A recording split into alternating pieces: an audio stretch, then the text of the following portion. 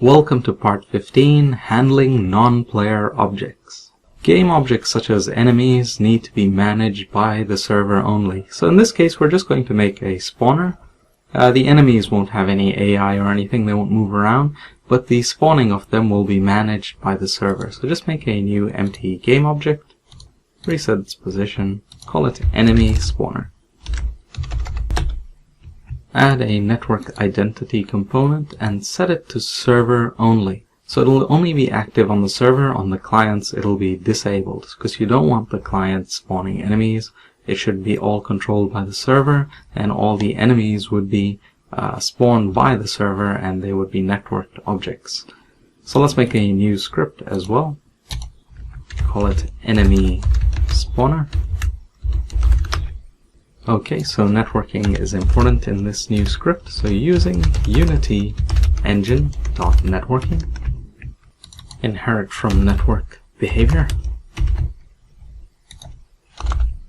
public game object enemy prefab, that's what we'll instantiate, and public int number of enemies. Next, public override void on start server. So this method is run only on the server when it starts to listen to the network. For int I is equal to 0, I less than number of enemies, I plus plus. Okay, vector3 spawn position is equal to a new vector3.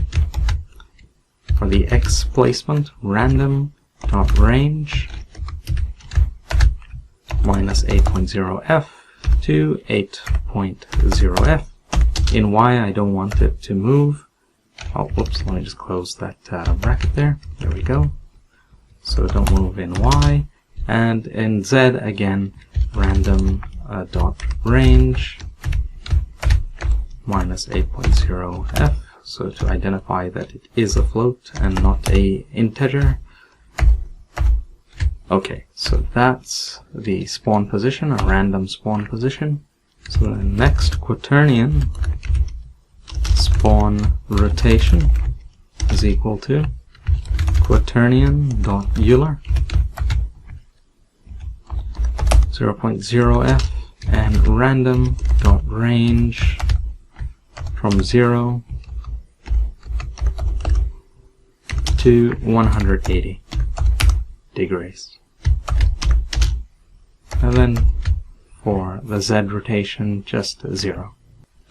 Next, game object enemy is equal to brackets game object instantiate enemy prefab at the spawn position and spawn rotation.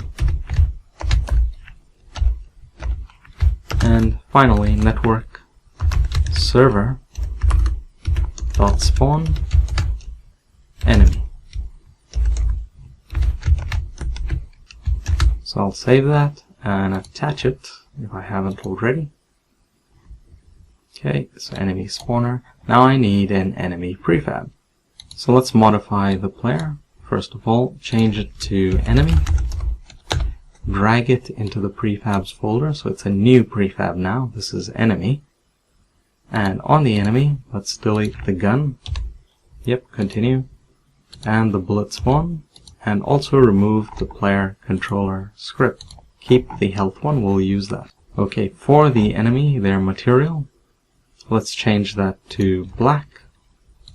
And for the visor, change that to the default material.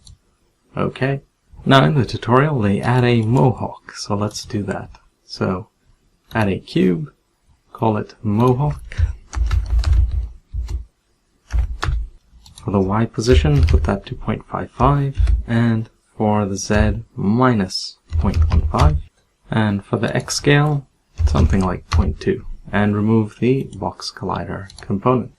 Okay, so that's the enemy setup. Apply changes and delete them from the scene. Now in the network manager, we need to have this as a registered spawnable prefab, so bring in the enemy.